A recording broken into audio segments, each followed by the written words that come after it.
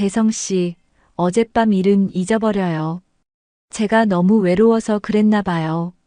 선교 씨, 저는 어젯밤을 후회하지 않아요. 오랜만에 남자로서의 자신감을 되찾게 해준 소중한 경험이었는데 잊어버리라니요. 저는 고창 풍천장어집을 운영하면서 살아가고 있는 62세 한대성입니다. 저는 2년 전에 전 처와 이혼했습니다. 이혼 사유는 남자로서 말씀드리기가 부끄럽지만 발기부전으로 부부 생활을 하지 못했습니다. 이런 이유로 30년 동안 가족을 위해 헌신해온 저를 전 아내는 냉정하게 버렸습니다. 하지만 그 결정이 절 더 행복하게 만들어 주었습니다. 제가 풍천에서 고개 숙인 저를 다시 일으켜 세워준 그녀를 만났기 때문이죠. 여러분, 왜 처는 저에게 이혼을 요구했을까요? 그 이유를 아시면 여러분은 아마도 큰 충격에 빠지실 겁니다. 그럼 지금부터 지금 함께 살고 있는 풍천장어 여사장인 선교 씨와의 만남과 전 처에 숨겨진 비밀을 하나씩 설명드리겠습니다. 저의 결정에 대해서 댓글로 여러분의 솔직한 의견 말씀 부탁드립니다. 시청 전 구독과 좋아요, 그리고 알람 설정해 주시면 매일 새로운 이야기로 찾아뵙겠습니다. 23살에 작은 제조업체에 입사했을 때만 해도 정말 초라했어요. 직원이 30명도 안 되는 조그만 회사였거든요. 하지만 저는 그 회사를 제 회사처럼 생각하고 30년을 바쳤어요. 매일 아침 7시면 출근해서 밤 10시가 넘어서야 퇴근했죠. 주말에도 나와서 일하는 게 일상이었어요. 왜 그렇게 열심히 일했냐고요? 가족 때문이었어요. 결혼한 지 얼마 안 돼서 딸이 태어났는데 그 작은 생명체를 보니까 정말 책임감이 느껴지더라고요. 내가 이 아이와 아내를 책임져야 한다는 생각에 더욱 열심히 일했어요. 그 덕분에 회사도 점점 커졌어요. 제가 영업부에서 시작해서 대리, 과장, 차장을 거쳐 부장까지 올라갔거든요. 회사 규모도 직원 200명이 넘는 중소기업으로 성장했어요. 월급도 나쁘지 않았고 무엇보다 가족들을 부양하는데 전혀 문제 없었어요. 아내도 참 고생 많이 했어요. 제가 늘 야근하고 출장 다니느라 집에 없을 때가 많아서 아이 교육이며 집안일이며 혼자서 다 감당했거든요. 가끔 미안해서 뭔가 사주려고 하면 괜찮다고, 당신이 열심히 일해주는 것만으로도 고맙다고 하더라고요. 딸 교육도 잘했어요. 아내가 워낙 꼼꼼하게 챙겨줘서 딸이 좋은 대학 나와서 지금은 결혼해서 잘 살고 있어요. 사위도 괜찮은 사람이고 손자도 있어서 정말 행복한 가정이라고 생각했어요. 30년 동안 한 번도 지각이나 조퇴를 한 적이 없었어요. 병가도 거의 낸 적이 없었고요. 동료들 사이에서도 신뢰받는 부장이었고 후배들한테도 좋은 선배로 통했어요. 회사에서도 저를 정말 인정해줬어요. 퇴직할 때 사장님이 그러시더라고요. 대성 씨 같은 직원이 있어서 우리 회사가 여기까지 올 수 있었다고요. 그래서 정년 퇴직할 때도 전혀 아쉽지 않았어요. 오히려 이제 아내와 함께 여유로운 시간을 보낼 수 있다는 게 기뻤어요. 퇴직금도 넉넉했고 국민연금과 퇴직연금까지 합치면 생활하는데 부족함이 없었거든요. 아내와 이런저런 계획도 많이 세웠어요. 가보고 싶었던 유럽 여행도 가고 전국 방방곡곡 구경도 다니고 맛있는 것도 먹으러 다니자고 했어요. 그동안 회사 일에만 매달려 살면서 가족들과 함께하는 시간이 부족했는데 이제는 마음껏 함께할 수 있다고 생각했어요. 처음 몇 달은 정말 좋았어요. 아침에 일어나서 아내와 함께 산책도 하고 평소에 가보고 싶었던 곳들도 구경하러 다녔어요. 아내도 좋아했어요. 그동안 혼자 있는 시간이 많았는데 제가 옆에 있으니까 든든해한다고 하더라고요. 그런데 문제가 생긴 건 퇴직한 지 반년쯤 지났을 때였어요. 어느 날 저녁 아내가 제게 다가와서 오랜만에 부부관계를 가지자고 하더라고요. 사실 제가 워낙 일에 매달려 살다 보니까 그쪽으로는 좀 소홀했었거든요. 이제 시간도 여유롭고 하니까 아내도 그런 생각을 했나 봐요. 그런데 막상 시도해보니까 이상한 거예요. 아무리 해도 발기가 안 되는 거예요. 처음에는 나이 탓인가 싶어서 별로 신경 안 썼어요. 60이 넘으면 그럴 수도 있다고 생각했거든요. 하지만 며칠 후에 다시 시도해봐도 마찬가지였어요. 그때부터 제 마음이 불안해지기 시작했어요. 혹시 몸에 문제가 있는 건 아닐까 싶어서 병원을 찾아갔어요. 비뇨기과에서 검사를 받아보니까 의사 선생님이 그러시더라고요. 나이가 들면서 호르몬 분비가 줄어들고 스트레스나 심리적 요인도 영향을 줄 수 있다고요. 약을 처방해 주시면서 운동도 꾸준히 하고 술, 담배도 끊으라고 했어요. 저는 의사 선생님 말씀대로 열심히 했어요. 처방받은 약도 빼먹지 않고 먹었고 술도 완전히 끊었어요. 원래 담배는 안 피웠고요. 운동도 매일 1시간씩 했어요. 헬스장도 등록하고 수영도 배우고 등산도 자주 갔어요. 정력에 좋다는 음식들도 찾아서 먹었어요. 홍삼, 장어, 굴, 마늘, 양파 뭐든지 다 먹어봤어요. 그런데 한 달이 지나도 두 달이 지나도 전혀 나아지지 않았어요. 다른 병원도 가보고 한의원도 가보고 민간요법도 시도해봤지만 소용없었어요. 점점 제 마음이 무너져 내리기 시작했어요. 남자로서의 자신감이 완전히 사라진 거예요. 아내는 처음에는 이해해준다고 했어요. 나이 들면 그럴 수도 있다고. 너무 스트레스 받지 말라고 했어요. 하지만 시간이 지날수록 아내의 표정이 달라지는 게 느껴졌어요. 밤마다 저를 보는 눈빛이 차갑게 변해갔어요. 30년 동안 성실하게 살아온 제가 하루아침에 쓸모없는 남자가 된 기분이었어요. 거울을 보는 것도 싫었고 사람들과 마주치는 것도 피하게 됐어요. 아내는 처음에는 괜찮다고 나이 들면 그럴 수 있다고 위로해줬는데 시간이 갈수록 차가워졌어요. 제가 다가가려고 하면 피하기 시작했고 같은 침실에서 자는 것도 불편해했어요. 그래도 저는 포기하지 않았어요. 더 좋은 병원을 찾아다녔어요. 서울 유명한 대학병원들, 비뇨기과를 거의 다 다녔어요. 어떤 의사는 심리적인 문제일 수도 있다고 해서 정신과 상담도 받아봤어요. 한의원도 여러 곳 다녀봤어요. 침도 맞아보고 한약도 먹어봤어요. 어떤 한의사는 신장 기능이 약해져서 그렇다면서 보약을 지어줬어요. 몇 달간 그 쓴 한약을 열심히 먹었지만 별 효과가 없었어요. 민간요법도 안 해본 게 없어요. 인터넷에서 찾은 온갖 방법들을 다 시도해봤어요. 마카 가루, 통케살리, 아르기닌 같은 건강보조식품들도 수십 종류 먹어봤어요. 하루에 알약만 10여 개씩 먹었어요. 운동도 더 열심히 했어요. 헬스 트레이너까지 개인적으로 고용해서 근력 운동을 했어요. 유산소 운동도 하루에 1시간씩 빼먹지 않고 했어요. 수영도 배웠고 요가도 했어요. 몸은 오히려 퇴직 전보다 더 건강해졌어요. 식단도 완전히 바꿨어요. 정력에 좋다는 음식들만 골라서 먹었어요. 굴, 전복, 장어, 미꾸라지, 마늘, 양파, 호두, 잣 이런 것들 위주로 식사를 했어요. 술은 완전히 끊었고 카페인도 줄였어요. 스트레스가 문제일 수도 있다고 해서 명상도 배웠어요. 매일 아침 30분씩 명상을 했어요. 템플스테이도 다녀왔고 심리 상담도 받았어요. 제가 할 수 있는 모든 방법을 다 동원했어요. 그런데도 1년이 지나도록 전혀 나아지지 않았어요. 오히려 스트레스 때문에 더 안 되는 것 같기도 했어요. 시도할 때마다 안 될까 봐 긴장하게 되고 실제로 안 되면 더 절망하게 되는 악순환이 반복됐어요. 아내도 처음에는 제 노력을 인정해줬어요. 이렇게 열심히 하는데 분명히 나아질 거라고 격려해줬어요. 하지만 시간이 지날수록 지쳐하는 기색이 역력했어요. 제가 각종 치료법이나 건강식품 얘기를 하면 짜증을 내기 시작했어요. 여보, 이제 그만해요. 이런 식으로 계속해봤자 서로 힘들기만 해요. 아내가 어느 날 제게 말했어요. 그 말을 듣고 가슴이 철렁했어요. 설마 정말 이혼을 원하는 건 아니겠지 싶었는데 아내 표정이 너무 진지했어요. 밤에도 같은 방에서 자기 싫다고 하더라고요. 제가 다가가기만 해도 부담스럽다는 표정을 지었어요. 결국 저는 서재에서 잠을 자게 됐어요. 같은 집에 살면서도 남남처럼 지내게 된 거예요. 친구들을 만나는 것도 부담스러워졌어요. 퇴직한 동료들과 가끔 만나서 술 한잔하는 자리에서도 제대로 어울리지 못했어요. 다들 부부 생활 얘기나 여행 계획 같은 걸 하는데 저는 끼어들 말이 없었어요. 혹시 제 문제를 눈치채고 있는 건 아닌지 불안했어요.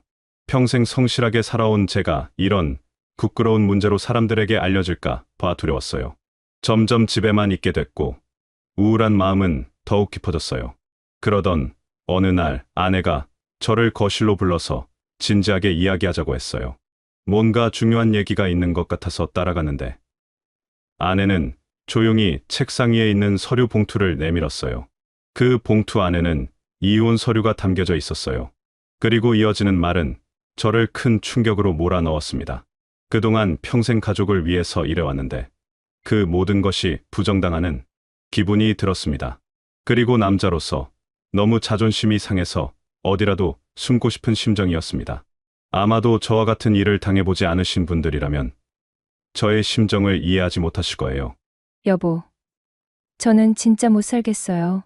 30년을 함께 살았지만 이제는 정말 한계예요. 서로를 위해서라도 이혼하는 게 맞는 것 같아요. 아내가 담담하게 말했어요. 제가 듣기로는 너무 차갑고 냉정한 어조였어요.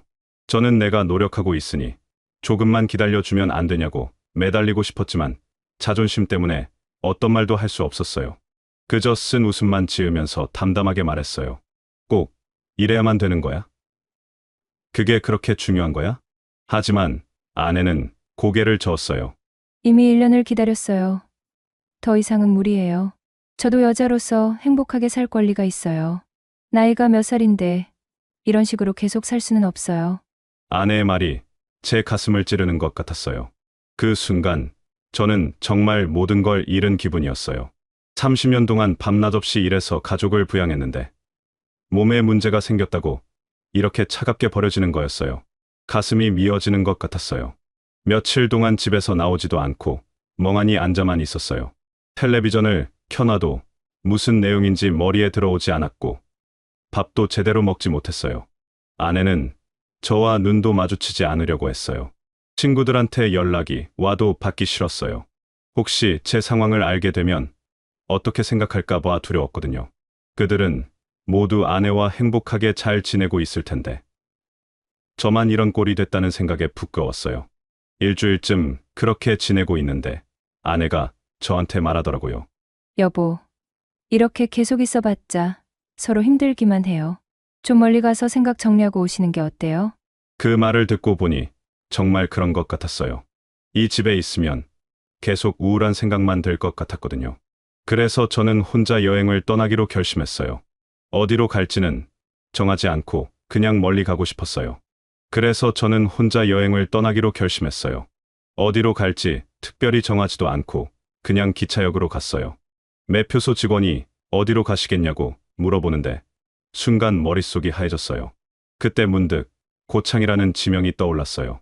예전에 회사 동료가 고창 여행을 다녀와서 풍천장어가 정말 맛있었다고 자랑했던 기억이 났거든요. 그 순간 장어라는 단어가 제 마음을 움직였어요. 정력에 좋다는 장어 말이에요. 고창까지 가는 기차표를 끊고 혼자 기차에 올랐어요. 창밖으로 스쳐 지나가는 풍경을 보면서도 마음은 복잡했어요. 과연 이 여행이 제게 도움이 될까 하는 의문도 들었고 아내가 정말 이혼을 원하는 건지도 계속 생각났어요. 기차로 3시간을 달려서 고창에 도착했어요. 역에서 내리자마자 공기부터 달랐어요. 서울의 매캐한 공기와는 완전히 다른 깨끗하고 상쾌한 공기였어요. 바람도 부드럽게 불어왔고 어디선가 풀냄새도 났어요. 역 앞에서 택시를 타고 풍천장어로 유명하다는 곳으로 갔어요. 기사 아저씨가 친절하게 이곳저곳을 설명해 주시더라고요. 고창이 장어로 얼마나 유명한지, 어느 집 장어가 맛있는지 자세히 알려주었어요. 풍천장어 거리에 도착해보니 정말 작은 마을이었어요. 길 양쪽으로 장어집들이 쭉 늘어서 있었고 어디서나 장어 굽는 냄새가 났어요. 그 고소한 냄새를 맡으니까 정말 오랜만에 식욕이 돋았어요. 숙소부터 정하려고 주변을 둘러보는데 작은 민박집이 하나 있었어요. 깔끔해 보여서 그곳에 짐을 풀었어요. 민박집 주인 아저씨가 혼자 오셨냐고 물어보시더라고요. 네. 혼자 여행 온다고 대답했더니 그러시면 저희 동네 맛집들 구경하세요 하면서 친절하게 이곳저곳을 소개해 주었어요. 그날 저녁 처음으로 고창의 장어를 먹어봤어요. 정말 오랜만에 맛있다는 생각이 들었어요. 장어가 이렇게 고소하고 부드러운 음식인지 처음 알았어요. 서울에서도 장어를 먹어본 적이 있지만 이렇게 맛있지는 않았거든요. 다음날 아침 일찍 일어나서 마을을 산책했어요. 논밭이 펼쳐진 시골 풍경이 너무 평화로웠어요. 서울의 빌딩 숲과는 완전히 다른 세상이었어요. 멀리 산도 보이고 하늘도 넓고 파랗게 보였어요. 점심때가 되어서 어제와는 다른 장어집을 찾아가 보기로 했어요. 여러 집을 다녀보면서 고창 장어의 진짜 맛을 느껴보고 싶었거든요. 그렇게 두 번째 장어집 문을 열고 들어간 순간 제 인생이 완전히 바뀔 만남이 기다리고 있었어요. 간판에는 선교내 풍천장어라고 쓰여 있었어요. 문을 열고 들어가니까 안쪽에서 여자분이 장어를 손질하고 있었어요. 처음 본 순간부터 뭔가 다른 느낌이었어요. 나이는 저보다 조금 어려 보였는데 58 정도로 보였어요. 머리를 단정하게 뒤로 묶고 하얀 앞치마를 두르고 있었는데 장어를 손질하는 손놀림이 정말 능숙했어요. 칼질 하나하나가 정확하고 망설임이 없었어요. 뭔가 오랫동안 이 일을 해온 사람 같은 느낌이 들었어요. 어서 오세요. 몇 분이세요? 하고 인사를 건네는데 목소리가 참 따뜻했어요. 혼자 왔다고 대답하니까 이쪽 자리에 앉으시라고 하면서 테이블을 깨끗하게 닦아주었어요. 그 세심한 배려에서 이분이 정말 친절한 사람이라는 걸 느꼈어요. 메뉴를 보니까 다른 집과 비슷했어요. 장어구이, 장어탕, 장어볶음 이런 것들이었는데 저는 장어구이를 주문했어요. 그러고 나서 그분이 장어를 굽는 모습을 지켜봤어요. 숯불을 피우는 것부터 시작해서 장어를 올리고 뒤집는 것까지 모든 과정이 예술 같았어요. 서울에서 오셨어요? 네. 서울에서 왔다고 대답하니까 혼자 여행 오시기 힘드셨을 텐데 어쩐 일로 고창까지 오셨어요? 그냥 유명한 장어 먹으러 왔다고 얼버무렸어요. 그렇게 이야기를 나누면서 장어가 다 구워졌어요. 접시에 담아서 가져다 주는데 정말 맛있게 보였어요. 한 점 입에 넣는 순간 감탄이 나왔어요. 어제 먹었던 것보다 훨씬 부드럽고 고소했어요. 비린내도 전혀 없고 양념도 적당했어요. 정말 맛있네요. 어떻게 이렇게 맛있게 구우세요? 물어보니까 장어집 여사장이 웃으면서 대답했어요. 오랫동안 해와서 그런가 봐요. 서울에서 식당 일을 하다가 여기 내려와서 5년째 장어구이를 하고 있어요. 그 말을 듣고 더 궁금해졌어요. 서울에서 식당을 하다가 왜 고창까지 내려오셨냐고 물어봤더니 잠깐 표정이 어두워졌어요. 그러면서 조용히 말했어요. 개인적인 사정이 있어서 고향으로 내려왔어요. 더 자세히 묻기는 미안해서 그냥 넘어갔어요. 대신 장어가 정말 맛있다고 계속 칭찬했어요. 그러니까 좋아하면서 자주 오시라고 했어요. 고창에 며칠 계실 거냐고 물어보시길래 아직 정하지 않았다고 했어요. 식사를 마치고 계산을 하는데 다른 집보다 조금 저렴했어요. 서비스도 좋고 맛도 좋고 가격도 착한 정말 좋은 집이었어요. 나가면서 내일도 올 수 있냐고 물어봤더니 장어집 여사장님은 언제든 오시라고 했어요. 그날 저녁에도 다른 장어집에서 저녁을 먹었지만 점심에 갔던 그 장어집이 계속 생각났어요. 장어 맛도 맛이지만 여사장의 친절한 모습이 마음에 남았어요. 오랫동안 사람들과 제대로 된 대화를 나눠본 적이 없었는데 장어집 여사장과 이야기할 때는 마음이 편안했어요. 다음날 점심시간이 되자마자 선교 씨네 집으로 갔어요. 어제와 똑같은 자리에 앉아서 장어구이를 주문했어요. 여사장은 저를 보더니 웃으면서 말했어요. 정말 오셨네요. 어제 그냥 인사치레로 하신 말씀인 줄 알았는데요. 그렇게 두 번째 날부터 저는 거의 매일 그 집에서 식사를 했어요. 점심도 먹고 저녁도 먹고 가끔은 오후에 차만 마시러 가기도 했어요. 처음에는 그냥 장어가 맛있어서 갔는데 점점 여사장과 이야기하는 시간이 좋아서 가게 됐어요. 여사장님도 저를 점점 편하게 대해 주었어요. 처음에는 손님으로만 대했던 분이 며칠 지나니까 마치 오래된 친구처럼 편하게 이야기를 나누었어요. 서울 생활은 어떠셨는지, 고창은 어떤지 이런저런 얘기를 많이 했어요. 일주일쯤 지났을 때 우리는 통성명을 했어요. 장어집 여사장의 이름은 이선규였어요. 장어집 이름이 선교내 장어라서 여사장의 이름을 예상을 했지만 정작 여사장이 직접 자신의 이름을 애기해 주니 그 이름이 정말 깊이가 있었고 정감이 갔어요. 아마도 그때부터 저는 그녀에게 묘한 감정을 가지고 있었나 봐요. 여전히 저는 점심 식사를 하러 선교 씨네 장어집에 들렸는데 그날은 선교 씨가 더 적극적으로 저에게 이것저것 물어보기 시작했어요. 대성 씨는 혼자 여행 오시기 힘드셨을 텐데 특별한 이유가 있으신 것 같아요. 괜찮으시면 애기해 줄 수 있으세요? 그 말을 듣고 순간 마음이 뭉클했어요. 정말 오랜만에 누군가가 제 마음을 헤아려 주는 것 같았거든요. 그때까지는 제 사정을 자세히 말하지 않았는데 선교 씨의 따뜻한 배려에 마음이 열렸어요. 하지만 발기부전 때문에 이혼이라는 말은 차마 할 수 없었어요. 그래서 그냥 아내와 작은 갈등이 있어서 잠시 떨어져 있는 거라고 얼버무렸어요. 선교 씨가 고개를 끄덕이면서 말했어요. 저도 그런 적이 있어서 이해해요. 부부라는 게 오래 살다 보면 그런 일이 생기죠. 시간이 해결해 줄 거예요. 그 말이 큰 위로가 됐어요. 그날부터 저와 선교 씨 사이에는 뭔가 특별한 유대감이 생기기 시작했어요. 단순히 장어집 사장님과 손님의 관계가 아니라 서로의 아픔을 이해하는 사람들 사이에 교감이 생긴 거예요. 고창에 온 지 열흘쯤 됐을 때였어요. 그날 저녁에도 선교 씨네 집에서 저녁을 먹으러 갔는데 평소와 분위기가 달랐어요. 손님이 한 명도 없어서 가게 안이 너무 조용했어요. 보통은 저녁 시간이면 몇 명은 있었는데 그날은 정말 한산했어요. 혼자 앉아서 장어구이를 먹고 있는데 선교 씨가 맥주 한 병을 가져왔어요. 오늘은 손님이 없어서 심심하네요. 괜찮으시면 제가 같이 앉아서 이야기해도 될까요? 하고 물어보았어요. 저야 당연히 좋다고 했죠. 선교 씨가 제 맞은편에 앉아서 맥주를 따라주었어요. 저는 원래 술을 많이 마시지 않는 편이었는데 그날은 왠지 마시고 싶었어요.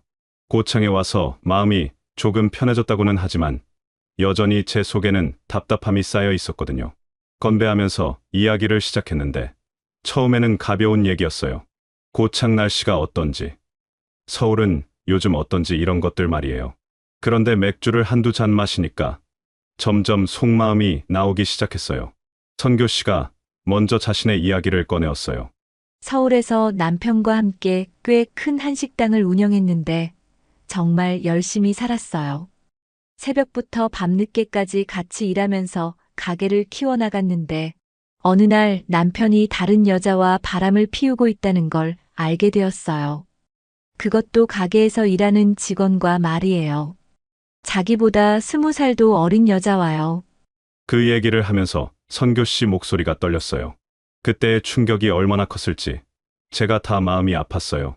남편한테 따져봤더니 처음에는 부인하다가 나중에는 뻔뻔하게 인정했어요. 그러면서 하는 말이 자기도 남자인데 젊은 여자를 보면 어쩔 수 없다는 거예요. 미안하다는 말 한마디 없이 오히려 당당하게 그런 말을 했다고 해요. 선교 씨가 그때 정말 세상이 무너지는 기분이었다고 했어요. 25에 결혼해서 30년을 함께 살면서 한 번도 바람 피울 생각 안 하고 오직 남편만 보고 살았는데 남편은 그런 제 마음을 전혀 모르고 본인 욕구만 채운 거죠. 그 얘기를 들으니까 제 마음도 아팠어요. 저도 비슷한 상황이었거든요. 물론 제 경우는 바람을 피운 건 아니지만 오랫동안 함께 살았던 사람에게 버림받는다는 건 똑같잖아요. 그래서 저도 제 이야기를 하게 됐어요. 물론 발기부전이라는 구체적인 얘기는 못했어요. 너무 부끄러웠거든요. 대신 나이가 들면서 부부 사이에 문제가 생겼다고. 그래서 아내가 이혼을 요구하고 있다고 말했어요. 30년 동안 가족을 위해 열심히 살았는데 이런 식으로 버림받는 게 너무 억울하다고요. 선교 씨가 제 얘기를 들으면서 고개를 끄덕이고 말했어요. 정말 그런 것 같아요. 우리는 평생 상대방만 보고 살았는데 상대방은 우리를 쉽게 버리네요. 그 말에 정말 공감이 됐어요. 우리 둘 다 비슷한 상황에 있었던 거예요. 맥주를 더 마시면서 이야기가 계속됐어요. 선교 씨는 이혼 후에 혼자 살면서 얼마나 외로웠는지. 그래서 고향인 고창으로 내려와서 작은 장어집이라도 하면서 살고 있다고 했어요. 처음에는 모든 남자가 다 그런 줄 알았는데 대성 씨 같은 분을 보니까 그게 아니라는 걸 알겠다고요. 저도 마음이 뭉클했어요. 정말 오랜만에 누군가가 저를 이해해주고 인정해주는 기분이었거든요.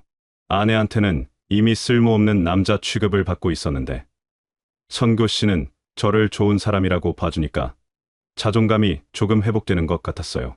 시간이 흐르면서 우리는 점점 더 깊은 이야기를 나눴어요. 결혼 생활에서 겪었던 어려움들, 상대방에게 실망했던 순간들, 그리고 지금의 외로움까지 모든 걸 털어놨어요. 맥주 때문인지 평소보다 솔직해졌어요. 선교 씨가 갑자기 말했어요. 대성 씨, 저는 요즘 정말 오랜만에 마음이 편해요. 대성 씨가 매일 오셔서 이야기해 주시니까 하루하루가 즐거워졌어요. 그 말을 듣는 순간 제 가슴이 뛰기 시작했어요. 저도 그래요. 선교 씨. 여기 와서 선교 씨를 만난 게 정말 다행이에요. 선교 씨, 덕분에 많이 위로받고 있어요. 제가 이렇게 대답하니까 선교 씨가 살며시 웃었어요. 그때 갑자기 정전이 됐어요. 가게 안이 깜깜해지면서 우리는 서로 가까이 앉게 됐어요. 선교 씨가 양초를 켜왔는데 그 작은 불빛 아래서 선교 씨 얼굴이 정말 아름다워 보였어요. 58이라는 나이가 믿기지 않을 정도로 고운 얼굴이었어요. 촛불 아래서 우리는 더 가까이 앉아서 이야기를 계속했어요. 목소리도 자연스럽게 작아졌고 분위기도 한층 로맨틱해졌어요. 그러다가 자연스럽게 손이 닿았어요. 선교 씨 손이 제 손 위에 살짝 올려졌는데 놀라지 않고 그대로 두었어요. 선교 씨도 손이 닿았는데도 그냥 가만히 있었어요. 그 순간 심장이 미치듯이 뛰기 시작했어요. 내가 발기부전이라는 사실도 잊은 채로 말이에요. 그 순간만큼은 오랫동안 누군가에게서 느끼지 못했던 따뜻함을 선교 씨에게서 느끼고 있었거든요. 그래서 선교 씨 손을 꼭 잡고 말했어요. 우리 지금 이 순간을 소중히 생각해요. 그리고 조심스럽게 선교 씨에게 키스했어요. 선교 씨도 저와 같은 마음이었나 봐요. 그렇게 자연스럽게 우리는 하나가 됐어요. 그런데 그때 정말 놀라운 일이 일어났어요. 1년 넘게 전혀 반응이 없었던 제 몸에 변화가 생기기 시작한 거예요. 1년 넘게 잃어버렸던 그 감각이 다시 살아나고 있었거든요. 처음에는 믿을 수 없었어요. 분명히 아내와는 아무리 해도 안 됐는데 선교 씨와는 자연스럽게 그런 감정이 생기는 거예요. 정말로 제 몸이 정상적으로 반응하고 있는 거였어요. 그 순간 머릿속이 하얘졌어요. 기쁘기도 하고 놀랍기도 하고 신기하기도 했어요. 도대체 어떻게 이런 일이 가능한 건지 이해할 수 없었어요. 선교 씨도 제 변화를 느꼈나 봐요. 대성 씨, 괜찮으세요? 하고 걱정스럽게 물어보았어요. 저는 너무 감격해서 눈물이 날 것 같았어요. 괜찮다고, 아니 정말 좋다고 대답했어요. 그날 밤 우리는 정말 자연스럽게 하나가 됐어요. 1년 넘게 제가 불가능하다고 생각했던 일이 선교 씨와 함께 있을 때는 전혀 문제가 되지 않았어요. 하지만 아침이 되자 복잡한 감정이 밀려왔어요. 기쁨과 감격도 있었지만 동시에 죄책감도 느껴졌어요. 아직 이혼도 하지 않은 상태에서 다른 여자와 이런 관계를 가진 게 맞는 건지 고민됐어요. 선교 씨도 비슷한 마음이었나 봐요. 아침에 일어나서 서로 어색해했어요. 대성 씨, 어젯밤 일은 잊어버려요. 제가 너무 외로워서 그랬나 봐요. 선교 씨가 조심스럽게 말했어요. 하지만 저는 그 말이 싫었어요. 오랜만에 남자로서의 자신감을 되찾게 해준 소중한 경험이었는데 잊어버리라뇨. 선교 씨, 저는 어젯밤을 후회하지 않아요. 선교 씨와 함께 있을 때 저는 정말 행복했어요. 제가 진심을 담아 말했어요. 그 이후로 일주일 동안 저는 선교 씨와 함께 보냈어요. 낮에는 선교 씨가 가게 일을 하고 저는 주변을 구경하거나 책을 읽으면서 시간을 보냈어요. 저녁이 되면 함께 식사를 하고 밤에는 서로의 품에서 잠들었어요. 정말 꿈 같은 시간이었어요. 오랫동안 잊고 살았던 행복이 무엇인지 다시 알게 됐어요. 선교 씨도 저와 함께 있을 때 정말 행복해 보였어요. 웃는 모습이 예전보다 훨씬 밝아졌고 전체적으로 생기가 돌았어요. 그런 시간을 보내면서 저는 선교 씨에게 제 진짜 상황을 털어놓기로 결심했어요. 더 이상 숨길 수 없었거든요. 그리고 선교 씨라면 저를 이해해 줄 거라는 확신도 들었어요. 선교 씨, 제가 고백할 게 있어요. 사실 제가 여기까지 온 이유는 단순한 부부 갈등 때문이 아니에요. 제가 발기부전이 되어서 아내가 이혼을 요구한 거예요. 1년 넘게 병원도 다니고 온갖 방법을 다 써봤지만 소용없었어요.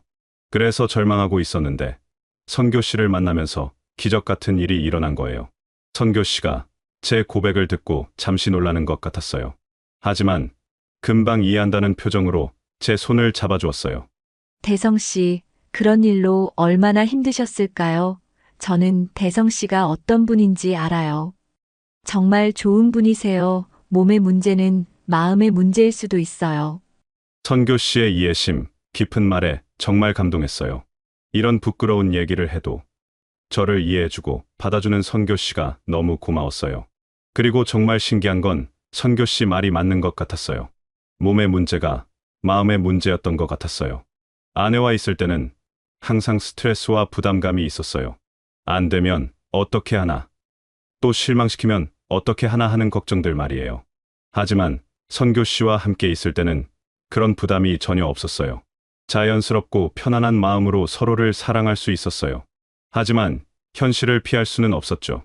서울에 있는 아내와 정리할 일들이 남아 있었고, 제 인생을 어떻게 살아갈지 결정해야 했어요.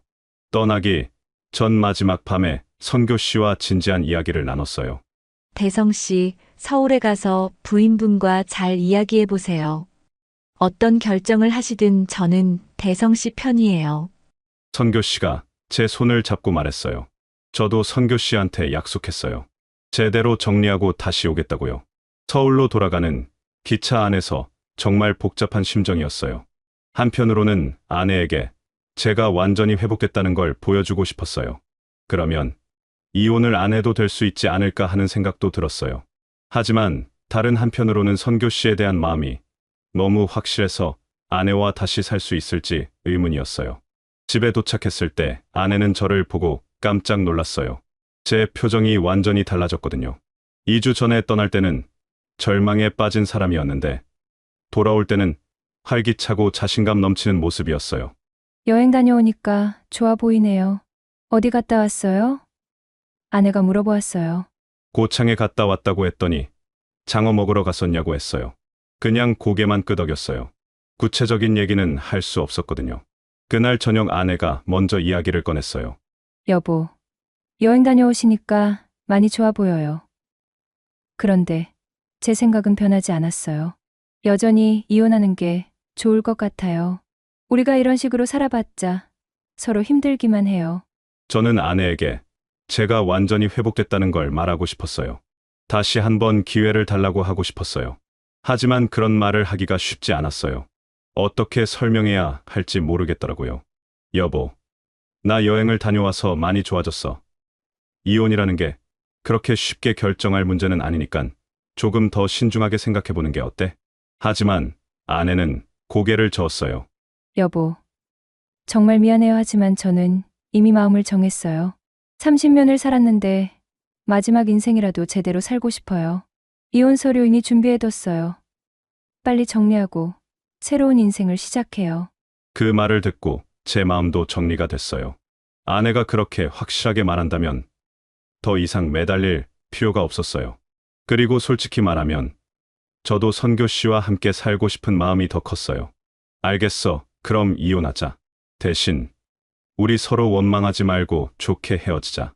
제가 이렇게 대답하니까 아내가 조금 놀라는 표정이었어요. 아마 제가 더 매달릴 거라고 생각했나 봐요. 이혼 절차는 생각보다 간단했어요. 서로 합의하에 하는 거라서 복잡하지 않았어요. 재산 분할도 공정하게 했어요. 집은 아내가 가지고 저는 예금과 퇴직금을 가졌어요. 30년 결혼 생활을 이렇게 정리하니까 허무하기도 했지만 한편으로는 후련했어요. 이혼 절차를 마치고 나서 저는 바로 선교 씨에게 전화했어요. 모든 게 정리됐다고, 이제 고창으로 가도 된다고 말했어요. 선교 씨도 정말 기뻐했어요. 빨리 오라고 하면서 기다리고 있겠다고 했어요.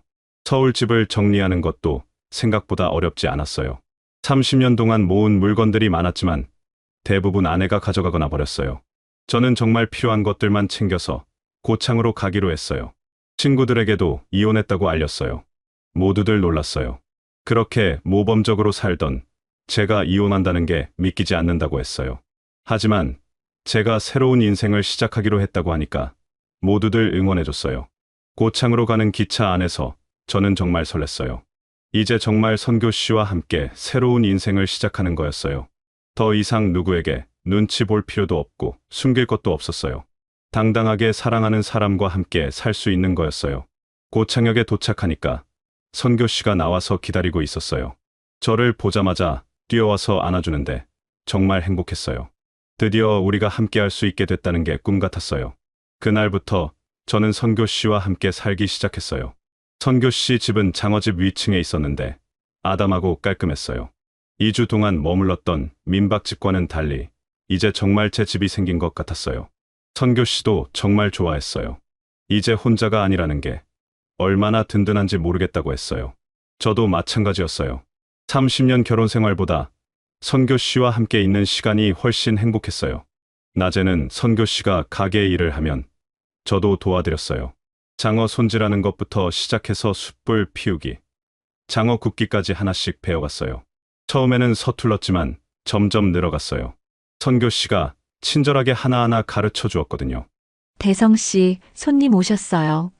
선교 씨가 부르면 제가 나가서 주문을 받고 음료수도 가져다 드렸어요. 처음에는 어색했지만 며칠 지나니까 익숙해졌어요. 손님들도 저를 선교 씨 남편으로 알고 친근하게 대해줬어요. 어떤 할아버지는 저희를 보시면서 말했어요. 젊은 사람들보다 당신들이 더 다정해 보인다고요. 나이 들어서 만난 사랑이 더 진짜 같다고 하면서 부러워했어요. 그런 말씀을 들으면 정말 뿌듯했어요. 아침에는 함께 시장에 가서 장어와 야채를 사왔어요. 선교 씨가 좋은 장어를 고르는 법, 신선한 야채를 구분하는 법까지 자세히 가르쳐 주었어요. 30년 넘게 회사 일만 하다가 이런 일을 배우니까 새로웠어요. 저녁 장사가 끝나면 함께 정리를 하고 2층으로 올라가서 차를 마시며 하루를 마무리했어요. 창문 너머로 보이는 고창의 밤하늘이 정말 아름다웠어요. 서울에서는 별을 볼 수 없었는데 여기서는 밤하늘에 별이 가득했어요. 선교 씨와 함께 별을 보면서 이런저런 이야기를 나누는 시간이 제일 좋았어요. 서울에서의 바쁜 생활, 앞으로의 계획, 그리고 서로에 대한 마음까지 모든 걸 편안하게 이야기할 수 있었어요. 주말에는 고창 곳곳을 구경하러 다녔어요. 고창읍성도 가보고 선운사도 가보고 갯벌 체험도 했어요. 선교 씨가 고창 토박이라서 숨겨진 명소들까지 다 알고 있었어요. 덕분에 고창의 매력을 제대로 느낄 수 있었어요. 가끔 서울에서 친구들이 연락을 해서 어떻게 지내냐고 물어봤어요. 고창에서 장어집 하면서 잘 지낸다고 대답했어요. 처음에는 의외라는 반응이었지만 제가 행복해 보인다고 하면서 축하해줬어요. 딸도 처음에는 걱정했어요. 아빠가 갑자기 시골로 내려가서 장어집 한다니까 놀랐어요. 하지만 제가 정말 행복해 보인다고 하면서 나중에 한번 놀러 가겠다고 했어요. 몇 달이 지나면서 저희는 정말 가게를 잘 운영하게 됐어요. 저도 장어 굽는 기술이 늘었고 손님 응대도 자연스러워졌어요. 선교 씨와 함께 일하는 게 정말 즐거웠어요. 서로 아끼고 사랑하는 마음으로 일하니까 손님들도 그런 분위기를 느끼는 것 같았어요. 단골 손님들도 생겼어요. 매주 오시는 분들이 있었는데 저희 장어가 정말 맛있다고 칭찬해 주었어요. 특히 저희 둘이 화목하게 지내는 모습을 보기 좋다고 하는 분들이 많았어요. 가게 이름도 바꿨어요. 대성이와 선교네 풍천장어로요. 간판도 새로 달고 인테리어도 조금 바꿨어요. 정말 저희만의 공간이 만들어진 것 같아서 뿌듯했어요. 이웃 상인들과도 친해졌어요. 옆집 반찬 가게 아주머니는 저희를 보면 금실 좋은 부부라고 하면서 항상 친절하게 대해주었어요. 건너편 슈퍼 아저씨도 저희 가게 단골이 되어서 자주 왔어요. 동네 행사에도 참여했어요. 고창 장어 축제 때는 저희도 부스를 내서 장어구이를 팔았어요. 많은 관광객들이 와서 저희 장어를 맛보고 맛있다고 해주었어요. 그때 정말 자부심을 느꼈어요. 겨울에는 손님이 적어서 여유가 있었어요. 그때는 선교 씨와 함께 근처 온천도 가고 영화도 보러 가고 맛집 탐방도 했어요. 정말 연애하는 젊은 커플 같았어요. 선교 씨가 어느 날 말했어요. 대성 씨 만나기 전에는 앞으로 혼자 살아야 한다고 생각했는데 이렇게 함께 할 수 있어서 너무 행복해요. 저도 같은 마음이었어요. 62세에 이런 사랑을 만날 줄은 꿈에도 몰랐거든요. 밤에는 서로의 품에서 잠들었어요. 아내와는 느낄 수 없었던 편안함과 따뜻함이 있었어요. 선교 씨와 함께 있으면 모든 걱정이 사라지고 마음이 평온해졌어요. 그렇게 1년이 지났어요. 저는 정말 새로운 사람이 됐어요. 62세에 새로운 인생을 시작한다는 게 처음에는 두려웠는데 지금은 정말 행복해요. 선교 씨 덕분에 사랑이 무엇인지 다시 알게 됐고 나이가 들어도 새로운 시작이 가능하다는 걸 깨달았어요. 선교 씨와 함께 고창에서 새로운 삶을 시작한 지 1년이 지났을 때였어요. 그날은 평일 점심시간이었는데 손님이 몇 명 없어서 조용한 날이었어요. 저는 평소처럼 선교 씨가 장어를 굽는 걸 도와주고 있었어요. 그런데 갑자기 가게 문이 열리면서 손님 2명이 들어왔어요. 처음에는 별로 신경 쓰지 않고 있었는데 목소리를 듣는 순간 깜짝 놀랐어요. 그 목소리가 너무 익숙했거든요. 고개를 돌려보니까 정말 믿을 수 없는 광경이었어요. 아내가 어떤 남자와 함께 제가 일하는 장어집에 들어온 거예요. 그 남자는 저보다 훨씬 젊어 보였어요. 아마 40대 중반 정도 될 것 같았어요. 키도 크고 잘생겼고 옷도 멋있게 입고 있었어요. 저는 순간 머릿속이 하얘졌어요. 어떻게 해야 할지 몰라서 그냥 고개를 숙이고 있었어요. 혹시 아내가 저를 알아볼까 봐 두려웠거든요. 그런데 다행히 아내는 저를 못 본 것 같았어요. 제가 앞치마를 두르고 있어서 그런지 그냥 종업원으로 생각하는 것 같았어요. 선교 씨가 아내 테이블로 가서 주문을 받았어요. 장어구이 2인분이라고 했어요. 저는 부엌으로 피해서 숨어 있었어요. 가슴이 너무 빨리 뛰어서 숨쉬기가 힘들 정도였어요. 부엌에서 몰래 아내와 그 남자를 지켜봤어요. 둘이 정말 친밀해 보였어요. 서로 마주보고 웃으면서 이야기하는 모습이 연인 같았어요. 그 남자가 아내 손을 잡아주기도 하고 아내도 그 남자에게 애교를 부리는 모습이었어요. 그 순간 저는 깨달았어요. 아내가 저에게 이혼을 요구한 진짜 이유가 제 발기부전 때문이 아니었다는 걸 말이에요. 아내에게는 이미 다른 남자가 있었던 거예요. 그래서 저와 이혼하고 싶어 했던 거였어요. 충격적이었지만 한편으로는 모든 게 이해가 됐어요. 왜 아내가 그렇게 급하게 이혼을 요구했는지, 왜 제가 회복됐다고 해도 들으려 하지 않았는지 이제야 알 것 같았어요. 아내는 이미 마음이 다른 곳에 가 있었던 거예요. 그 남자가 화장실에 가는 사이 저는 용기를 내서 아내 앞에 갔어요. 아내는 저를 보자마자 깜짝 놀랐어요. 얼굴이 새하얘졌어요. 분명히 당황했을 거예요. 이런 곳에서 저를 만날 거라고는 생각도 못 했을 테니까요. 여보, 어떻게 여기에? 아내가 떨리는 목소리로 물어보았어요. 저는 차분하게 대답했어요. 나 여기서 일해. 여기가 내 직장이야. 아내는 함께 온 남자 쪽을 힐끗 보더니 당황한 표정으로 말했어요. 여기에서 당신이 장어집을 한다고요. 저는 웃으면서 대답했어요. 이곳에서 새로운 인생을 시작하고 있어. 그때 화장실에 갔던 그 젊은 남성이 다시 테이블로 돌아왔어요. 아내는 얼굴이 창백해졌고 마치 도둑질을 하다 들킨 사람처럼 당황하기 시작했어요. 저는 그런 당황하는 아내가 왜 그러는지 알 수 있었어요. 자신이 왜 이혼을 요구했는지 들킨 표정이었으니까요. 저는 전 아내의 애인이 눈치채지 못하게 자연스럽게 주문을 받는 것처럼 알겠습니다. 빨리 준비해 드릴게요. 하면서 다시 주방으로 돌아갔어요. 그때 선교 씨가 저에게 다가와서 힘들죠, 대성 씨. 우리 이따가 맛있는 거 먹으러 가요. 라고 하면서 손수건으로 제 이마에 흐는 땀을 닦아주었어요. 그 장면을 전 아내는 그저 황당한 표정으로 바라보는 것 같았어요. 그때 뭔가 통쾌하면서도 씁쓸한 기분이 동시에 드는 묘한 기분이었어요. 아내와 그 남자는 식사를 빨리 마치고 나갔어요. 아마 저 때문에 불편했을 거예요. 나가면서 아내가 저를 한 번 더 보더니 미안하다는 표정을 지었어요. 하지만 저는 전혀 화나지 않았어요. 오히려 속이 시원했어요. 그동안 제가 가지고 있던 죄책감이 완전히 사라졌거든요. 아내와 결혼해 있을 때 선교 씨와 사랑을 나눈 게 외도가 아니었어요.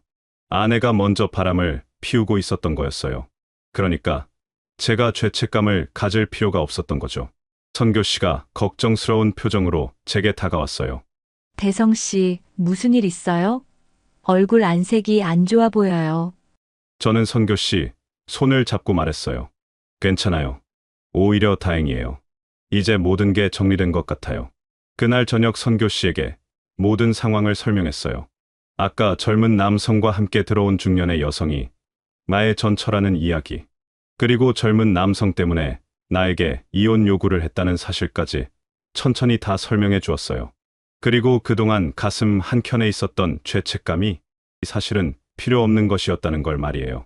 선교 씨도 많이 놀랐어요. 하지만 저를 위로해 주면서 이제 정말 마음 편하게 새로운 인생을 시작할 수 있게 됐다고 했어요. 그 말이 정말 맞았어요. 이제 저는 정말 자유로워졌어요. 그 일이 있고 나서 저는 완전히 달라졌어요. 더 이상 과거에 얽매이지 않았어요.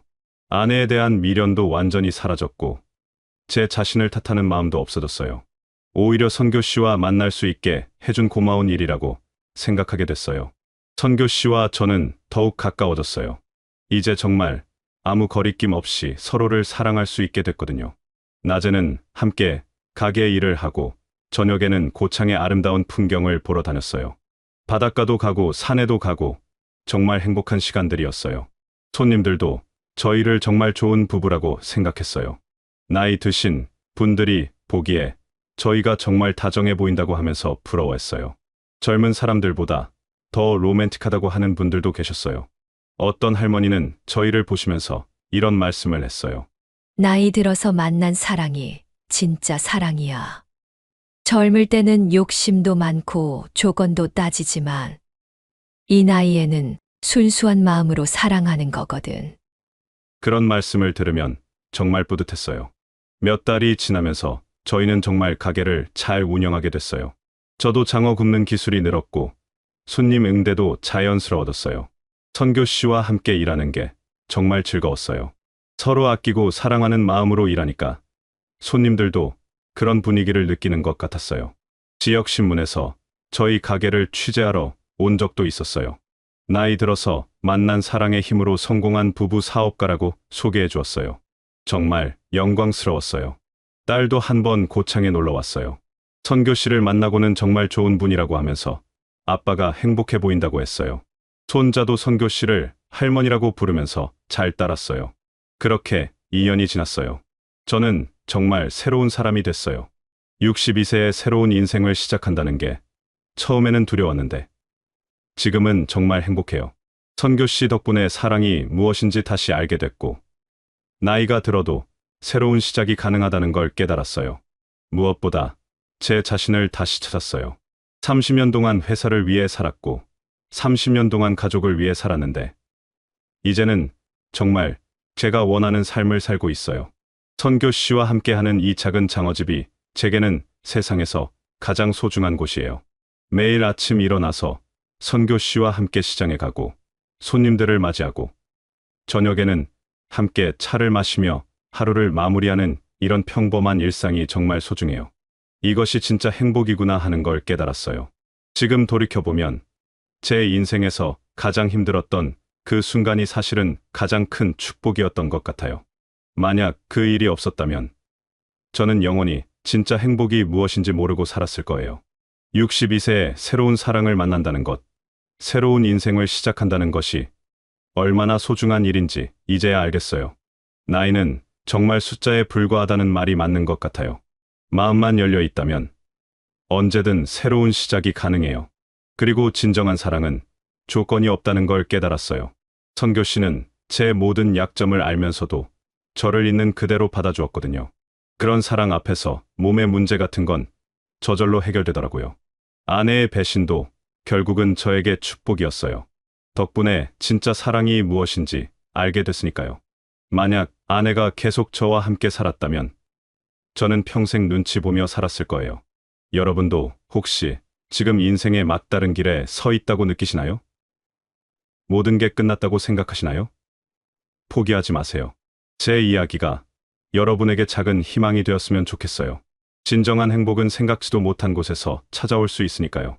나이가 들어서도 새로운 사랑이 가능한지 여러분은 어떻게 생각하시나요? 혹시 저와 비슷한 경험이 있으시다면 댓글로 들려주세요. 여러분의 인생 이야기도 궁금해요.